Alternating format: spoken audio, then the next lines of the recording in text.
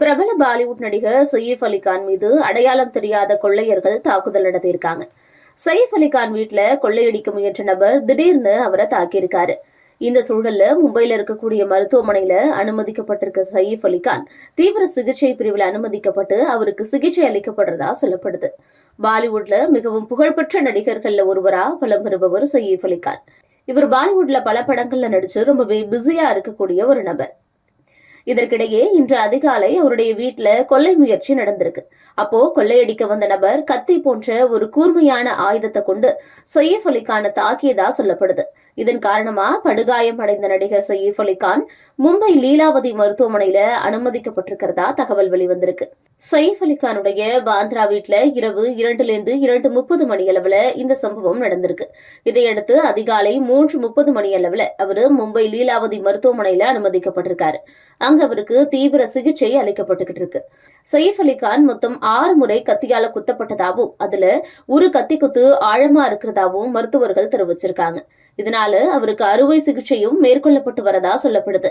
ஒரு கத்தி குத்து முதுகு தண்டுக்கு மிக அருகே ஏற்பட்டிருந்தாலும் சயீஃப் அலிகான் உயிருக்கு ஆபத்தான நிலை இல்லைன்னு மருத்துவமனை வட்டாரங்கள்ல சொல்லப்படுது.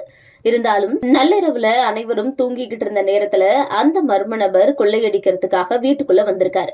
சத்தம் கேட்டு எழுந்த சயீஃப் அலிகான் என்ன சத்தம்ங்கிறத பார்க்க படுக்கை அறையிலிருந்து வெளியே வந்திருக்காரு.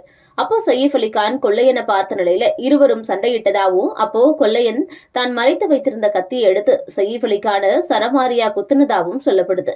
இந்த சம்பவம் நடந்தப்போ சயீஃப் அலிகானுடைய குடும்பத்தினர் சிலரும் வீட்டுல இருந்திருக்காங்க. இதன் காரணமா அவரை உடனடியா மீட்டு மருத்துவமனைக்கு அழைச்சிட்டு போக முடிஞ்சிருக்கு.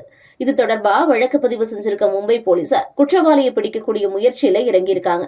இது குறித்து துணை போலீஸ் கமிஷனர் தீட்சித் கடம் என்ன குறிப்பிட்டிருக்காருன்னா, நடிகர் சயீஃப் அலிகானுடைய வீட்டுக்குள்ள அடையாளம் தெரியாத நபர் ஊடுருவி இருக்காரு.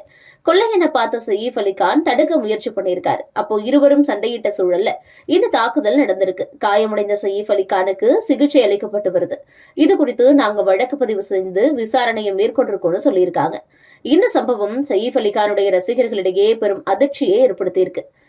இதற்கிடையே ரசிகர்கள் பொறுமையா இருக்கும்படியும் அமைதி காக்கும்படியும் சயீஃப் அலிகானுடைய டீம் அறிக்கை ஒண்ணத்தை வெளியிட்டிருக்காங்க. அதுல சயீஃப் அலிகான் வீட்டுல கொள்ளை முயற்சி நடந்ததாகவும் அவருக்கு இப்போ அறுவை சிகிச்சை நடந்துகிட்டு இருக்கிறதாவும் ஊடகங்கள் மற்றும் ரசிகர்கள் பொறுமையா இருக்கணும்னு கேட்கப்பட்டிருக்கு. இது போலீஸ் விவகாரம். அவருடைய உடல்நிலை குறித்த தகவலை விரைவிலேயே பகிர்வோம்னு அந்த அறிக்கையில சொல்லப்பட்டிருக்கு.